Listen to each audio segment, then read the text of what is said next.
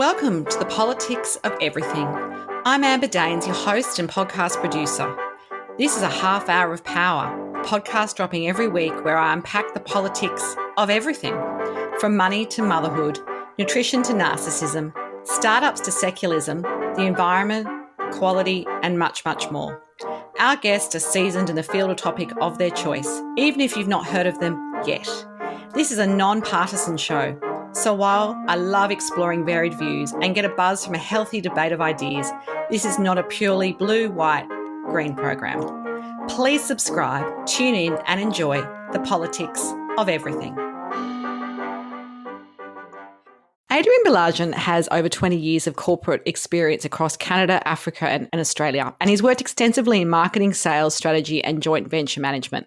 As a speaker, leadership team performance expert, executive coach, Adrian has been involved in transformations, mergers, downsizing, expansion, and has recently won some state, national and global awards. He has got this great new book out, which title is very, very catchy. It's Teams That Swear, and of course that captured my attention immediately. Now, scientifically speaking, a penchant for profanity doesn't seem to be such a bad thing, and studies have shown that swearing relieves stress, dulls the sensation of pain, fosters camaraderie amongst peers, and is linked with traits like verbal fluency, openness, and honesty. But Adrian is not talking about F-bombs here. This is more about team allegiances. And his view is that when unifying your team, it's invaluable to enlist an expert to support, one that can help create stronger relationships and greater levels of clarity among your group to help them shine. And clients rave about Adrian's ability to get leaders to open up and share personal stories in meaningful ways.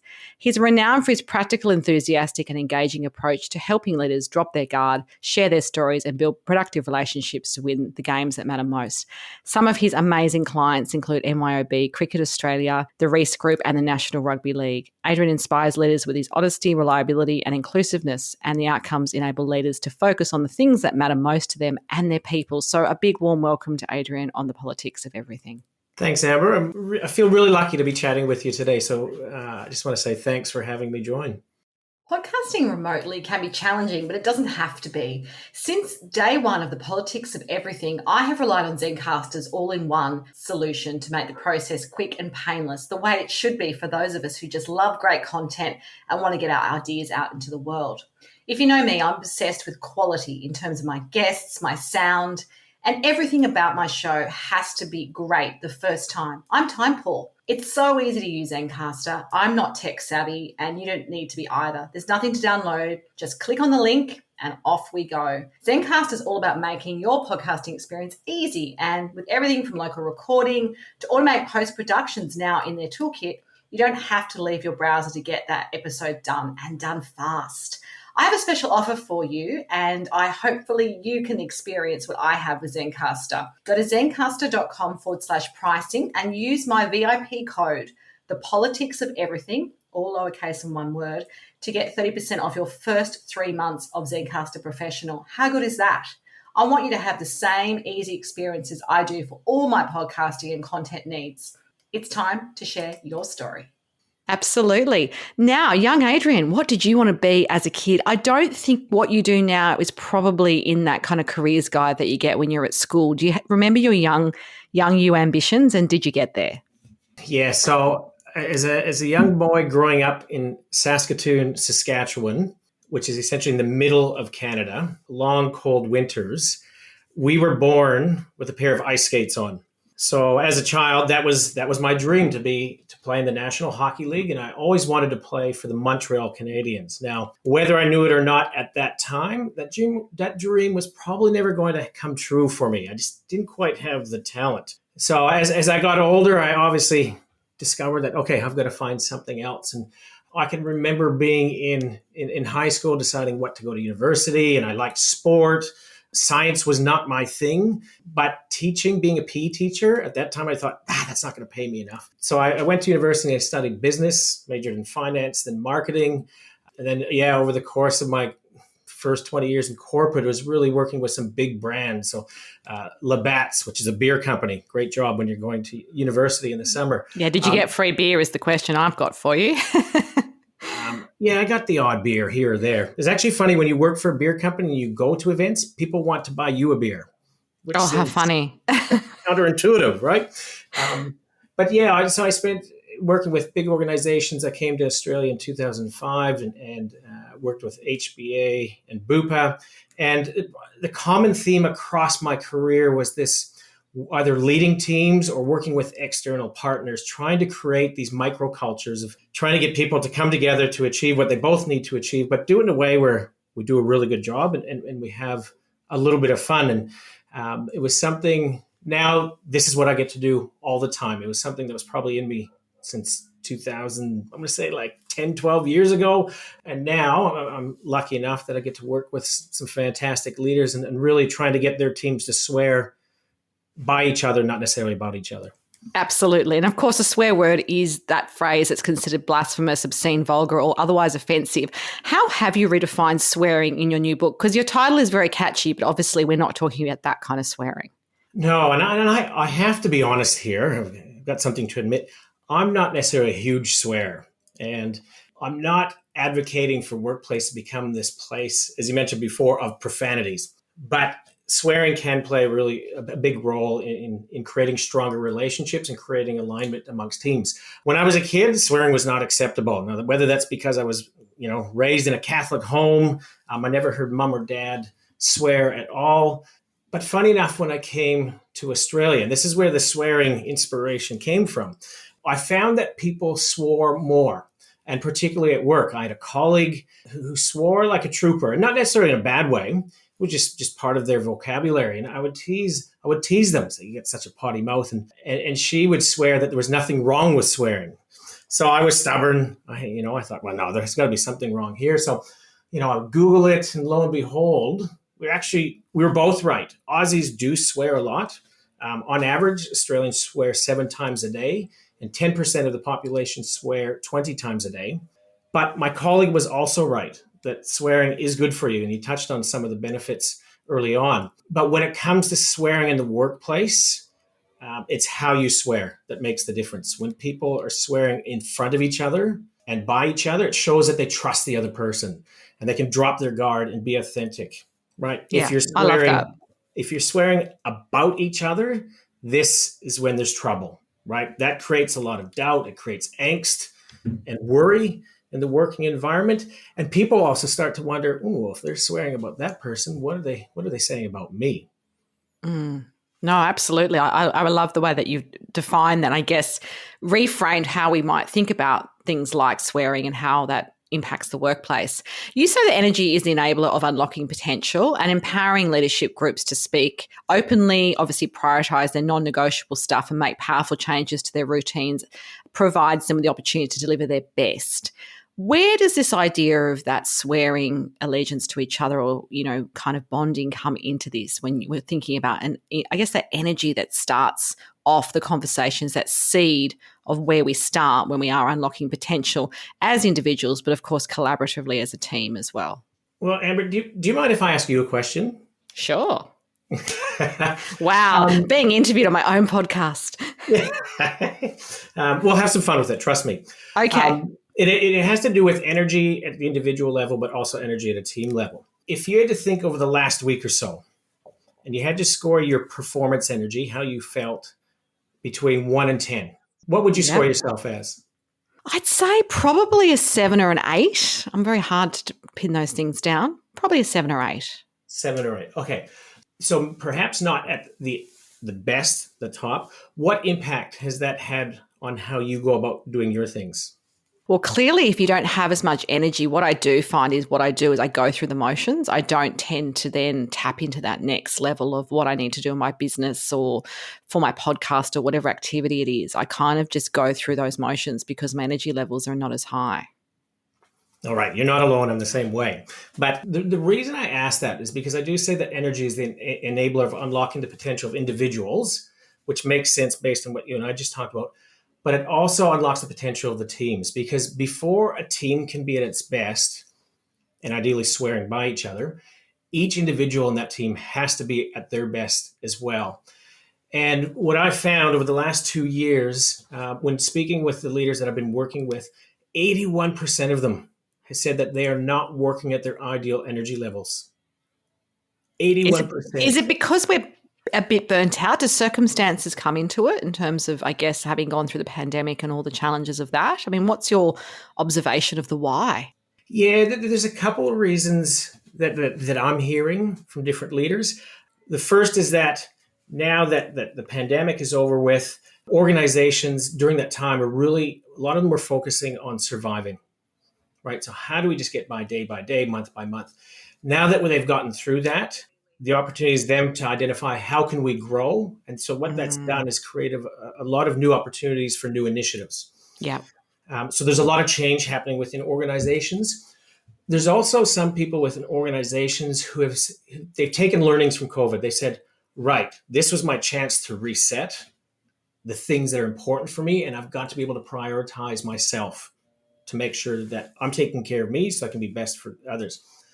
What that means is some people have been really good at setting boundaries, but it's created this gap within workplaces that used to be filled by those people.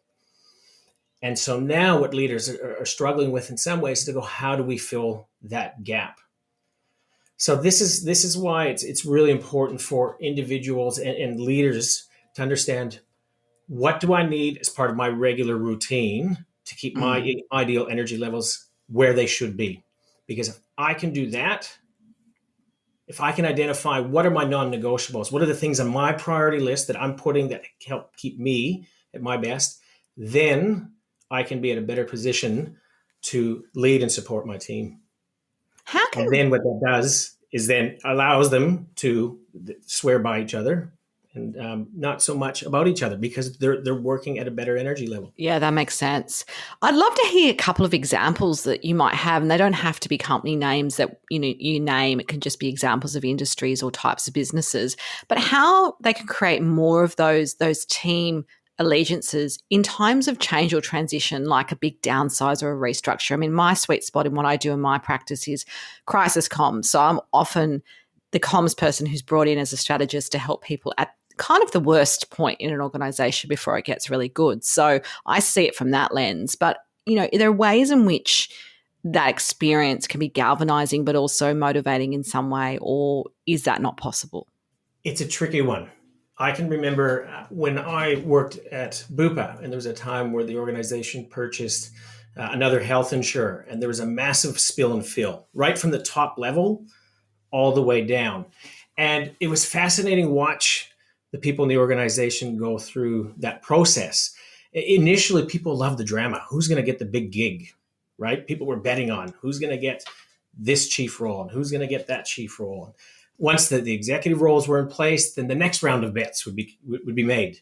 But then as it got closer and closer to impacting the people, particularly if their their roles were being restructured, it wasn't so fun to watch anymore. And my takeout during those times, whether it's a downsize, a restructure, is that it's an extremely personal time for individuals, and people will all react different.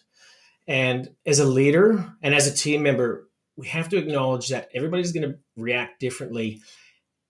And most people won't necessarily be at their best, right? There's a high level of stress, high level of pressure. That fight or flight kicks in. And you can't really do much about that, right? Like, that's just human nature in a way. It is, because, our brains are telling us there's a big threat. And even though that threat, I suspect if you ask people 12 months later, they realize actually that was probably a good thing that happened. But at that time, it's going, how am I going to survive? So, what can organizations or leaders do to develop that camaraderie, or at least get the team working together better? I think it's really simple. It's be nice. It doesn't mean be soft, but get the simple things right. Be clear with what's happening and why, right? When you're telling people when it's happening, don't tell them on a Friday afternoon, because guess what? That's just ruined their weekend, right? Try to put yourself in their shoes. Be there for them. Ask them, how can we help? And the biggest thing, and this is really difficult, but don't judge them on how they respond, because they're not at their best. So it's really just coming back to, how can we support each other with our basic fundamental human needs? Absolutely. No, I like that. And I think that's an important thing to keep perspective during those times of transition as well. Can you give us some insights into the characteristics of the 4 types of teams that you talk about in your book and in your work, and I guess what you can do to avoid sinking, spinning, and self-serving teams. And I guess ultimately we all want a team that shines, right? Oh, the shining team is by far the best one to be on. So absolutely. When we're talking about the 4 different types of teams, what I found through my 20 years of working in corporate, and then in 2019 when I wrote Teams That Swear, I spoke to a number of different leaders from around the world. And what I found is that when you look at the teams that perform really well and the ones that don't, there's 2 things that stand out. And that's the strength of the relationships within the team and how clear and aligned the team are on some key items. So when I talk about the 4 different types of teams, the sinking teams, these are teams that have really poor relationships in them, and there's very poor alignment. And you'll know you're in one of these teams if what that team is delivering is nothing but issues. Performance is poor, and energy levels amongst the group are consistently down. And you can see what people are doing. When a team is sinking, members in the team are simply focusing on getting by day by day, right? And keeping the job. There's a little bit of avoidance. Typically, absenteeism goes up, right? And fatigue are all signs that that team is sinking. Now, what eventually happens is in those teams is people start to swear about themselves because their confidence drops. Their sense of belonging diminishes, and people don't feel like they're in their space. So what teams can do if they find themselves in those situations is the leader just needs to start on creating levels of clarity. And this is about discussing with the team, going, what is the purpose of our group? Who's doing what and when? Let's get real clear in what the roles and responsibilities are, and try to identify one objective that the team can work towards together. That will start to increase that level of clarity. And it's what you'll see if people start to work towards a common goal, the relationships will start to improve. But I always say, start with the easy one, create alignment, and then we'll go from there. Go from there. Yeah, the base needs to be right, I guess, before you can worry about the scaffolding and all the other pieces which come together. So that totally makes sense. In your view, what's the common theme that makes a great leader, no matter the industry, the type of business it is, and why? Why is that sort of that theme or that quality the piece that you think is the most important? It's a great question because there's so many different answers. And when I'm working with groups, I run an exercise called the Big Five. And that's one of the questions that I ask. I say, when you think about the best leader you've ever had, what is it that they did to make you think that? And typically the answers I get are, they listened to me. They had my back. They checked in with me. They called me into the office, not to give me heck, but more just to go, hey, how are you doing? The other things that come up on a regular basis is they made me feel confident, they were honest, and they treated me like family. I had a manager who, when we would go for lunch, he would buy food and put it in the middle of the table, and we shared the meals. And it was a small symbol, but it showed how he saw me. So when I hear all of those different words that come through, to me, they all lead up to this theme of belonging. Yeah, I love that. People within the workplace, but when people feel like they belong, they feel confident. They feel like they're there because people want them and they need them. And if people within the workplace have a strong sense of belonging, that's when you're going to get the best out of them. Yeah, no, that's really good. And I think that's important for us to have that perspective as well, as we're kind of navigating what we are doing if we are a leader ourselves or we are working with leaders. How has the definition of this notion of high-performing teams changed in the business landscape over the years that you've been working in this space? And I imagine, the sorts of things we think about, like the triple bottom line, the people, profit and planet kind of focus, is probably some aspirations which your clients sort of, espouse when they speak to you and obviously put in practice. But what else do you think is really essential for people to create that high-performing team that sticks together and rides the good times and bad?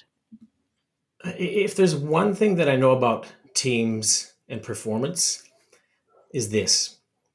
It's that complacency is costly. Hidden issues fester and they'll always explode. And when they do, we all know it's not pretty.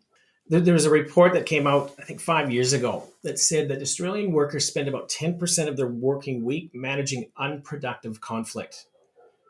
And this resulted in about $434 billion of wasted work. So that complacency is costly. And what I'm finding over these last couple of years, there's a couple of things that are really standing out. Is that lack of alignment within teams is poisonous. The second theme that I'm seeing is that no team is ever perfect. Never. They're made up of individuals. Individuals have good days and they have bad days. But the great teams are the ones that can find those productive ways to get through when everybody's not at their best. When they can do that, they build a lot of momentum and they build great power. If they can't get through those times, what happens is the clash prevents momentum from building. So what I think is what's essential in terms of driving high performance is that teams need to be deliberate. They need to be deliberate about how they do teamwork, because intentional focus fast tracks success. If you want your team to succeed, you have to work on it regularly and not leave it to chance. Yeah, I do like that. And I think that's important as well for everyone to kind of grapple with as part of this conversation today. So I really appreciate you giving us such a thorough answer as well. Changing tack a little bit, I do ask my guests some pretty consistent questions. We started off with one of those and now we're going to wrap up with those. What is the best general life or business advice that you've ever been given and why? That's a good question. When I was a child, I mentioned I played ice hockey and then I started playing baseball. That's kind of what you do in Canada. In the winter, you play hockey. Yeah, you're probably not water skiing as much. Well, maybe a little bit. No, not quite as much. I'm not very good with the water. That's probably why. But I had a baseball coach, Coach Hansen, and he just, there was 3 words he would say to us on the field all the time, and it was go get it. He would talk about how this round thing of baseball was there to try and make you look silly as much as it could. It would try and bounce by you, would try and go over your head, would try and get by you. And he said, what you have to do is be aggressive and go after it and go get it. And I think that baseball is a good analogy for life. There's many things that happen to us that make us look silly or make us wonder, what the heck am I doing this for? But that advice from Coach Hansen of go get it, that's stuck with me for a long time. Yeah, no, it's very memorable. And I guess it applies to all sorts of aspects of life as well. If we spoke in a year's time, Adrian, what would be your number one goal to have achieved? And why would you want that goal to be the one? If there was a goal that I'd like to achieve over the next year, from a purpose perspective, it can be anything. It could even be like you're going to run a marathon, or it could be whatever. Like it can be personal as well. It doesn't have to be business. Yes. All right. So I've probably got a couple then. One of the goals is that we would like to get back to Canada. It's one of the reasons why I started this type of work as well is because I've been in Australia for a while, but I still have family, brothers and nieces and nephews and my parents and over in Canada. So when I started this job, I thought this would be good because I can do some work in Canada. So that's one of my personal goals is to get some work back in the homeland. And that will give us a chance to bring my wife and my 3 kids, and we can spend some more time with my family back home. Yeah, that's a fabulous goal. And of course, I think post-pandemic, we all just value that stuff so much more. We used to take for granted, I think, just being able to go places. But I think that perspective is really important. As we wrap up our conversation today, what would be your final takeaway message for us on the politics of swearing? If there was 3 things that your listeners remembered, is that when it comes to creating these teams that shine and the teams that swear by each other, it's these things. First one, relationships matter most. Put the effort into creating that connection and trust in the teams. The second is that clarity creates cohesion.